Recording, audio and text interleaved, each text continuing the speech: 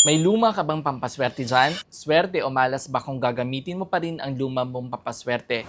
Halimbawa, mga feng shui cures, amulets, and enhancers. Ang sagot dyan ay oo at hindi. As a rule of thumb, kapag walang expiration, hindi pa sira, hindi mukhang luma ang mga pampaswerte mo, pwede mo pa itong gamitin. Kapag naman expired na ito at sira na pero ginagamit mo pa rin, malas na ito. Isa rin sa madalas na tinatanong kung lifetime ba ang mga pampaswerte at pwede bang magamit next year. Yes, pwedeng gamitin ulit next year at lifetime na ito as long as na nasa tamang pwesto at hindi ito sira. Hindi ba mababawasan ang bisa ng pampaswerte kung ito ay luma? No, mga kapakbet. As long as you are cleansing it from time to time. Sana ay may natutunan kayong bago mula sa amin. Master Michael here, simplifying feng shui for everyone.